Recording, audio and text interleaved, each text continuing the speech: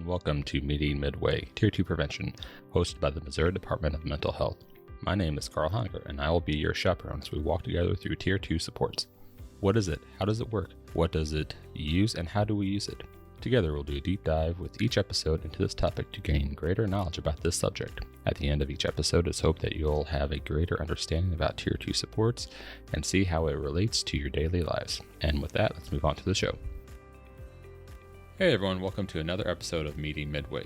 On today's episode, we're talking with Melantha Witherspoon, a board-certified behavioral analyst for the state of Missouri. In this episode, we're talking about crisis safety plans or safety crisis plans, whichever term you prefer. Through our discussion, we go over what these plans are, their main goal, what a reactive strategy is and proactive strategies are, if it is a myth that only BCBAs are the only ones who can draft and write a crisis safety plan, and much more. So please feel free to sit back, relax, and enjoy the show.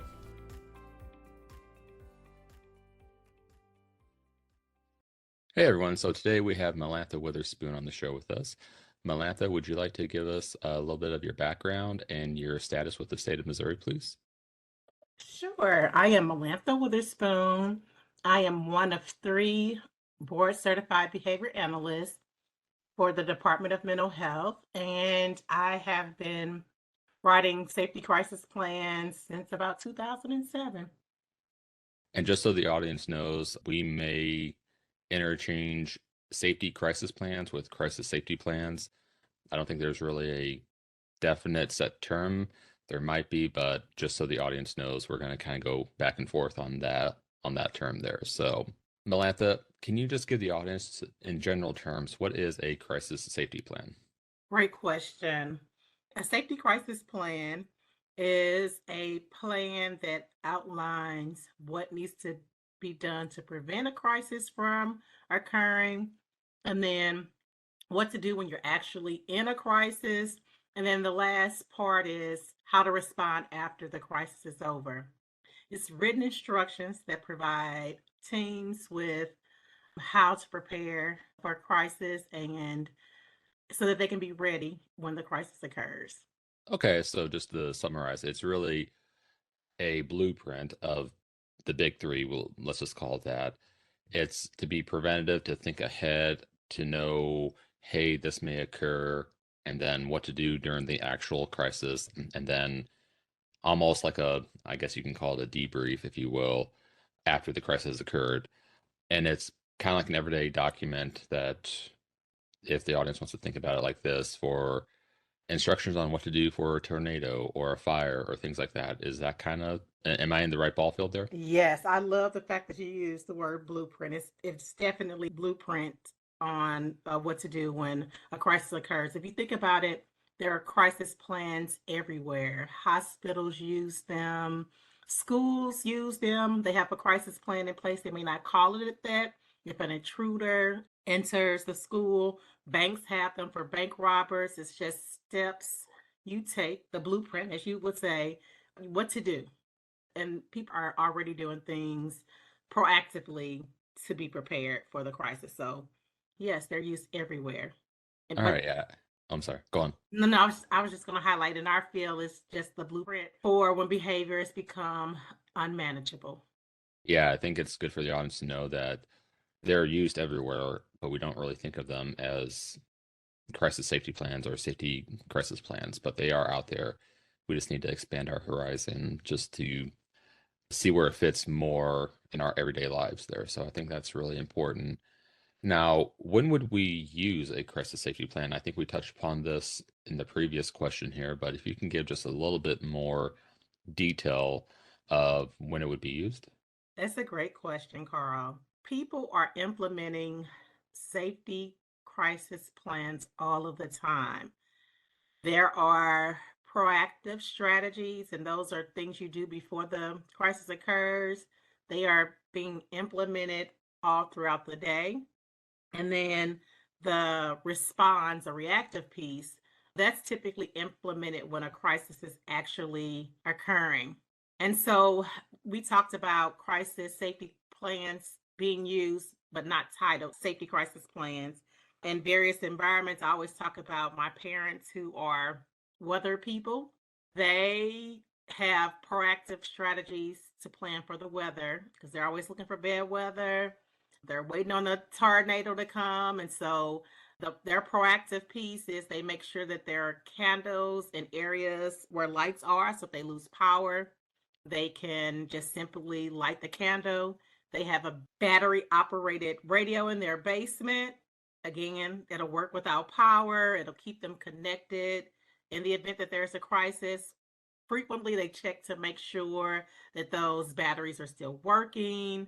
They have a refrigerator in their basement, so they're doing things proactively to be prepared when the crisis occurs. And so when there's a tornado warning, they send out a message to their weather community and everybody heads to their basement and they're implementing the steps. And it's the same thing with behaviors. Proactively, people are working to keep people in environments that are enriching positive relationships, lots of positive interactions, lots of meaningful activities. Those are all the things that people do proactively. And then when people struggle to manage their own behaviors and they start doing things that are unsafe, they respond to the crisis by giving the person space or blocking or implementing one of the crisis response curriculums, such as man or safety care. So I hope I answered your question. Oh, no, no. I think you highlighted a very big component of the plans, which are they are plans that fit within specific environments. Let's use the example of a baseball field. Let's say someone would really like to go to a Cardinals baseball team since we're in St. Louis, and they unfortunately get a little overstimulated by too much noise, crowdiness, things of that nature.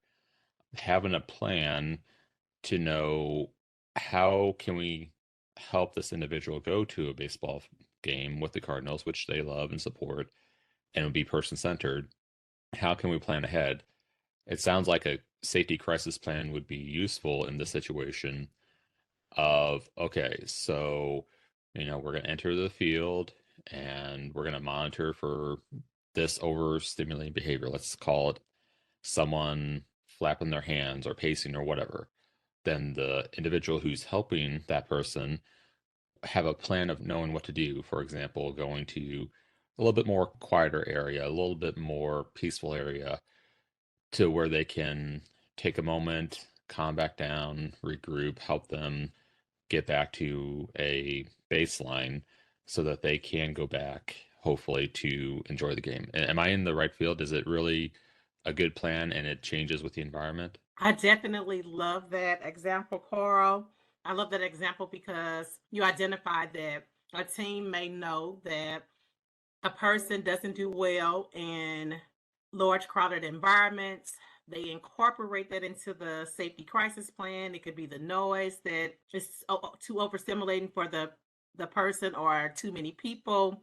And so proactively, they may have given the person some noise canceling headphones. They may have already identified a safe space that's not so crowded for the person. If they start displaying behaviors, precursor behaviors, and that's the behaviors that come before the unsafe behaviors, and like you identified, the hand flapping, or and so they know to get that person to the identified area that is less crowded and less noisy. So that is definitely a great example of proactive procedures that can be identified in a safety crisis plan and how to respond to keep the crisis from reaching its highest peak. So I love that example. Okay, great. So, and I think our questions are kind of building on each other as we go along, but if you can give us just a short explanation of what the main goal is for a safety crisis plan. I definitely can do that. The goal of a safety crisis plan is to prevent a crisis from occurring and then providing people with instructions on how to manage the crisis when it occurs. Having practice or just knowing what to do when a crisis occurs helps a person be able to better manage a crisis. It also will help the person who has a safety crisis plan have a good quality of life by ensuring that there are lots of things to prevent those proactive procedures prevent the crisis from occurring. If a person has a good quality of life, they wake up and they have people who love to interact with them. They are waking up with purpose. They're waking up looking forward to activities.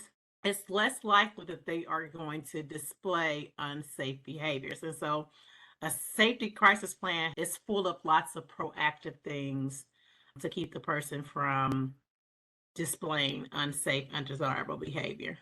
Okay, perfect. So it sounds like they are another tool that teams can use to be very person-centered, to help the individual access things that they want to in the community, that they can work towards goals of X, Y, and Z to achieve whatever they want to. So I think that's great. Is that kind of what we're talking about there?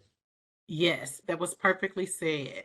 Now let's kind of clear up some of the fuzzy terms that we might hear in this podcast. What would you describe as a crisis? I would define a crisis as a situation that presents immediate risk of harm and is unmanageable for decision makers to know which steps to take next. And so, if people are at immediate risk of being injured, life threatening things, I would consider that a crisis situation. And just to kind of sum up what you just said and what we've already talked about, a crisis is really anything that you just mentioned of being like unmanageable, presents risk, where we are probably just a little overwhelmed and we need a little bit of guidance on what the next decision should be. For example, you mentioned your parents being weather people. They have a plan. They know the steps of what they're going to follow if there is a tornado outside. If they hear the sirens, they're going to go to the lowest part of their house and take shelter there. For me and my family, let's say that I know CPR and for both adults and children. That's my plan, and I've gone through it. I have a little pamphlet if I need a visual to see it. So is that kind of what we are planning for in terms of a crisis? Yeah, so in those examples, which I love, with my parents being weather people, the crisis may be the tornado actually coming towards their home. They're in immediate risk. Are you having to deal with someone in your house who is actually choking? And in our field, it is as the person is darting into the street with moving traffic. So yes, that was definitely well said. Now, another term that I think I heard you say was reactive strategy. Can you kind of explain what that is? So when I think of the word reactive, I think of response. It's how someone responds to something. And so if I think about a person who may be using bad language towards me to offend me, I wouldn't necessarily consider that a crisis situation. And my response or how I react to it, I may roll my eyes. If I think about a 6 foot two, 275-pound woman shaking a 1 year old, I would consider that a crisis. And so someone may respond to that person by using safety care or MANT procedures to get that small child away from that adult that's shaking them. And so that would be a reactive strategy, the use of the strategies that are outlined in MANT or safety care, which are crisis management systems. So reactive strategies are basically how you respond to unsafe, undesirable behaviors. And so for behaviors like using bad language to offend somebody, you would use tools. Tools is how you would react. The stay close, hide, or pivoting. Those are reactive strategies. Okay.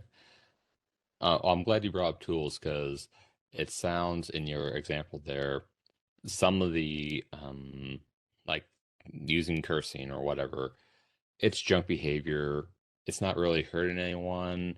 It may be a precursor to someone getting a little bit agitated, but it's not really hurting anyone. So use tools of choice, which Kathleen Depler, we did a podcast with her a while back. And if you haven't heard that, I would highly recommend you do that one where she goes into it just a little bit more.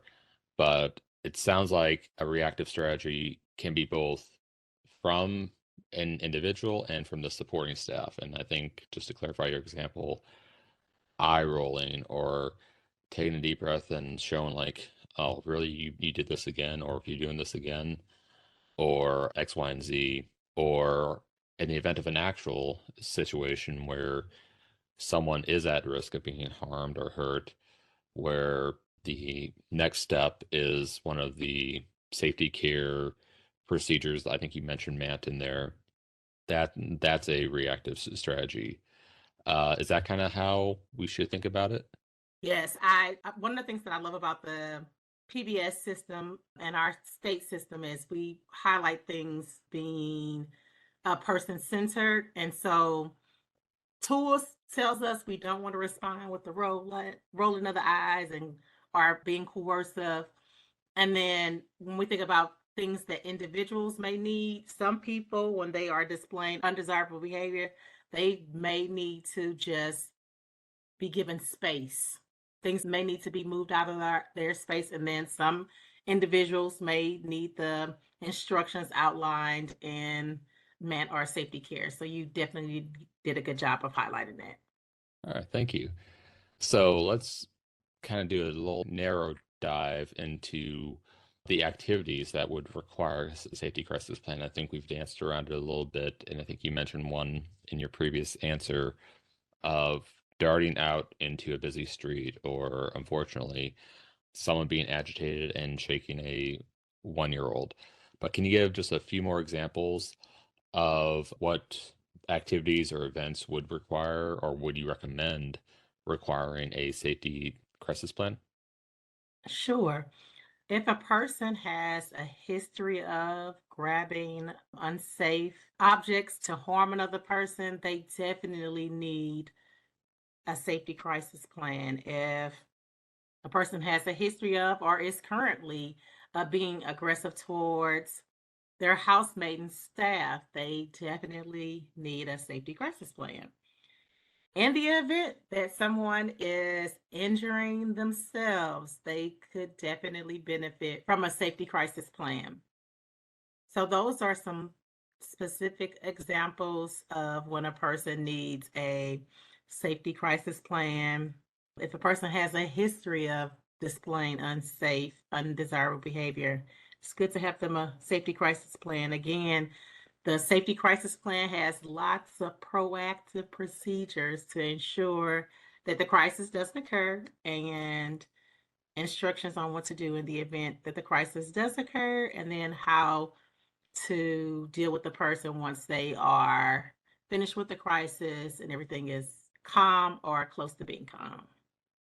Okay, perfect. So you did use a term in there, proactive strategies. I think we might need to clarify that just a little bit more. Can you give us just an example of what a proactive strategy or strategies are for the audience?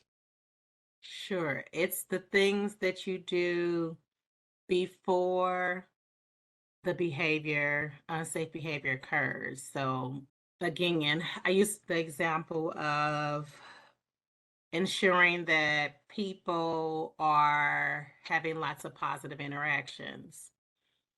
And so, if people are doing stay close cool, that's identified in tools of choice, that's a proactive strategy because they are engaging the person in conversation about cool events that are currently happening in their life.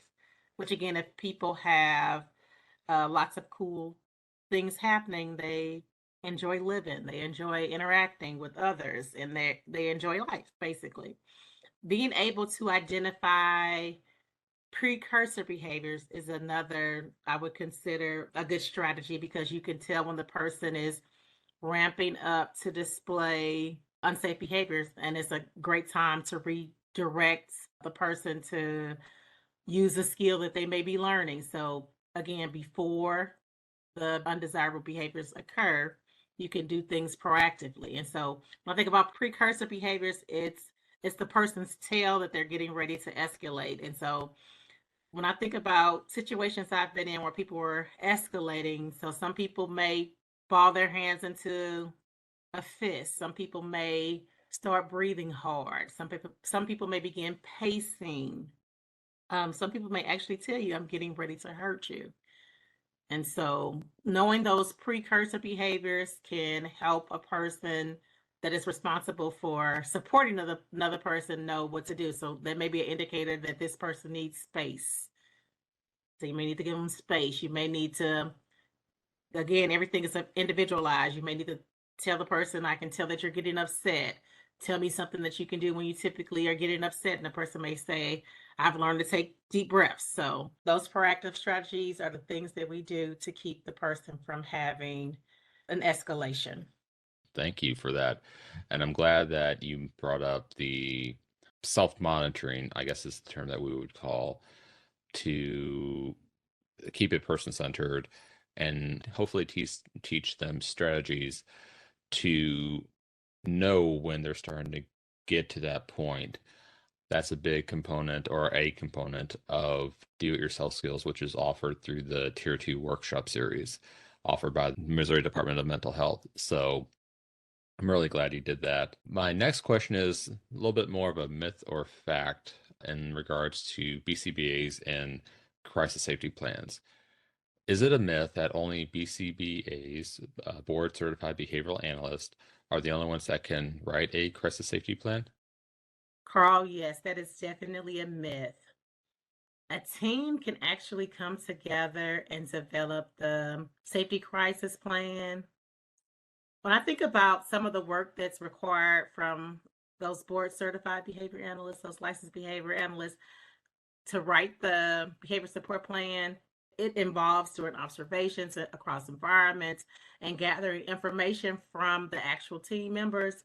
And so, if you think about that, typically team members have lots of knowledge, the most knowledge of the individual, especially if a person has been with the team for a great amount of time. And then I think about all the advances that the Department of Mental Health has made. There are a few versions of safety crisis plan templates. And so you're really just answering questions and filling the information in. And so, again, in most cases, when a person has been with a team for a great amount of time, they have the information. They know what the person loves. They know the best interaction style for the person. They can tell you those precursor behaviors, what it looks like when that person is getting upset. And so it's just putting that information into the template and people actually implementing those strategies and modifying it as needed. And then I would also like to touch on what licensed behavior analysts do. They develop a behavior support plan. Now, it includes a section that goes over the crisis component. And so, if a person has physical aggression in their behavior support plan, that plan should highlight the steps to take if that behavior occurs. But the behavior support plan has additional elements. And so it should be all about teaching and rewarding the person for learning a new skill and making sure they come in contact with natural contingencies for learning the behavior. And so they teach replacement behaviors where that element is not included in the safety crisis plan. Okay, so just to kind of clarify, a crisis safety plan or safety crisis plan is a plan that can be developed by any team members. It should ideally be a team, not just one person doing it, but it is a plan that is specific to an individual and possibly environment or situations and ways to address an event from occurring. Now, that can be a component of the behavioral support plan. However, a behavioral support plan, which is drafted by the BCBA, also teaches or has, I think you used the term replacement behaviors, it has that component within it for a specific behavior that that individual is displaying. Let's use the example of darting out into the street. It's a plan where the team is going to utilize the strategies within the behavioral support plan to replace that behavior with maybe going outside to the deck and taking a deep breath or something along those lines. Something where it is replacing that one dangerous behavior with another behavior that is not as dangerous, but is also more suited for the safety of everyone involved. Am I in the right realm there? You definitely hit that out the ballpark. You said that better than I could have said in that moment. So thank you. The behavior support plan definitely includes an element of teaching, because one of the things I often say in all environments that I love about applied behavior analysis is, in order to take something away, you have to replace it. And so I love the example of the person who is darting out in traffic. That's an unsafe behavior. And so, yes, the behavior support plan will include a behavior that the person needs to learn in order to not display the unsafe behavior. And so they may need to learn safety skills, looking both ways before crossing the street, or communicating with the staff if they are ready to leave and they're ready for a ride instead of trying to get there on their own in a hurry. It's just really based on why the person is displaying that behavior. But you did a good job summarizing that, and so thank you. And I think there is an element of reinforcement within behavioral support plans. Is that like a reward for going towards the more safe behavior? Can you just touch upon that for like 1 second there? I definitely can. The behavior support plan definitely should include lots of reinforcement, and that's just basically rewarding the person for learning a new skill. It's for, they can be reinforced for having positive interactions. And so the behavior support plan should include lots of reinforcement. And we all come in contact with reinforcement. If we think about going to work, actually completing a task can be reinforcing for some. A paycheck can be reinforcing for another person. Hearing your supervisor say, "You did amazing on that," can be reinforcing. Getting to be mentored by someone that is doing an amazing job at work and working with them and increasing your skills. So can be reinforcing. So everybody gets some kind of reward for doing things that they in love or things that they're supposed to do. So just wanted to highlight that. So perfect. So we've kind of highlighted the a myth or a fact, and we've kind of determined where a crisis safety plan is and where behavioral support plan kind of falls in. Now, I've also heard that a behavioral support plan, there are a few other elements, and I think that they're time limited. They're not supposed to last forever. Again, because you're supposed to have that replacement behavior as a component. And is there something about, and I think you touched upon it a little bit, modifying the environment, making sure that things are either added to the environment or removed from the environment to make the person successful? Yes, so Corey did a good job. ABA services is definitely time limited. It doesn't last forever. It's all about teaching and reinforcing behaviors, as well as identifying what is not working in the environment.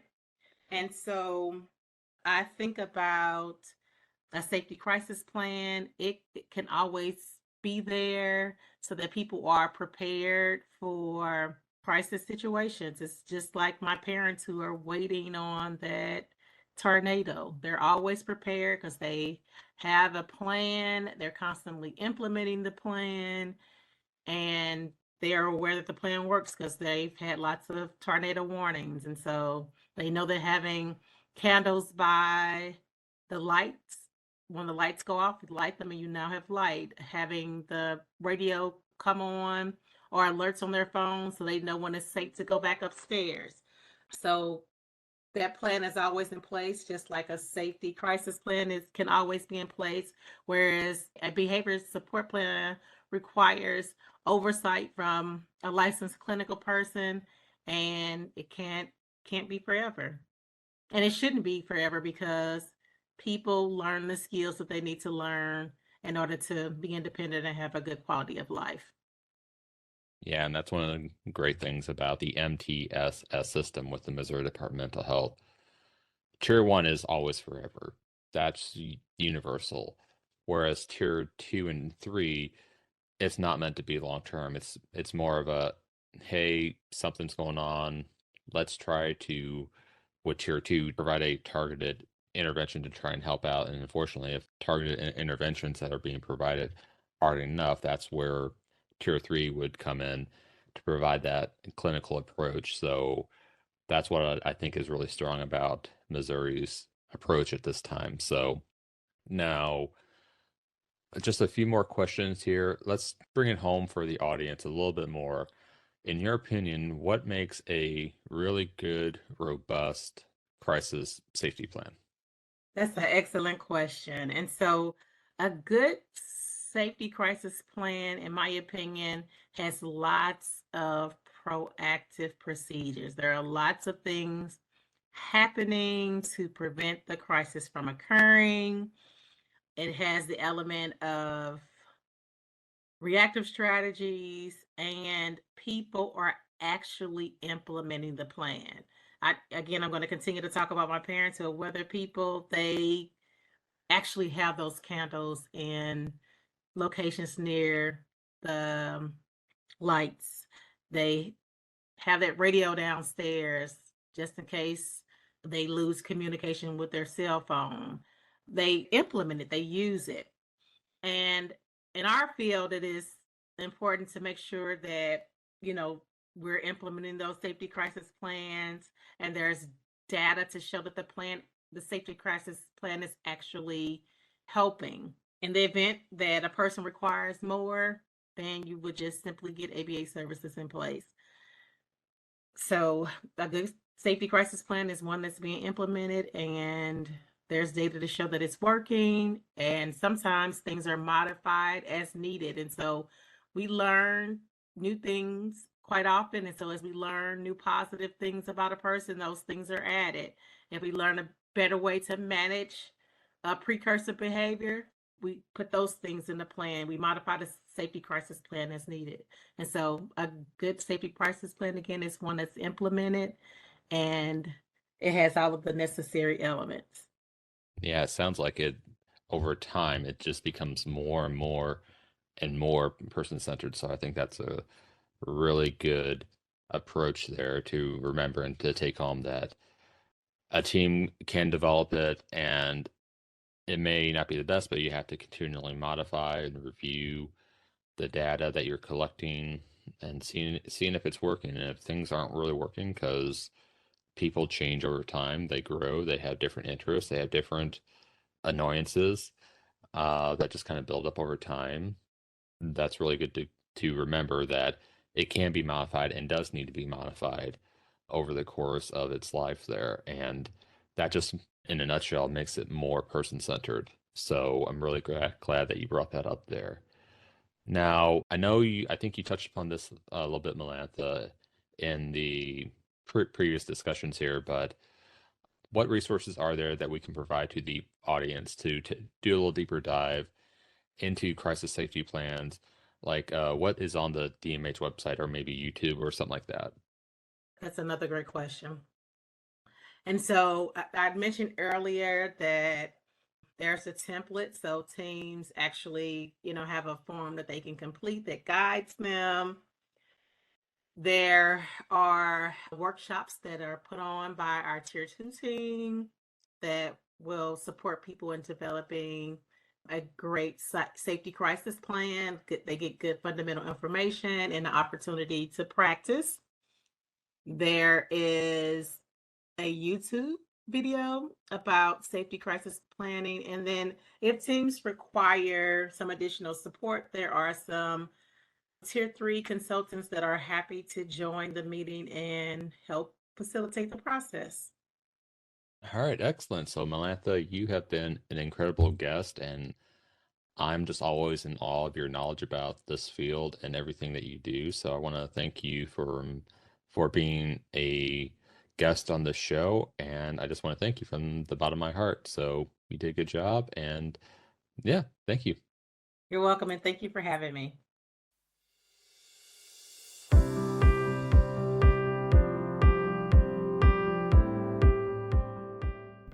Hey everyone, this concludes our show. Thank you for stopping by to learn more about Tier 2 supports and taking a deep dive into this topic with me.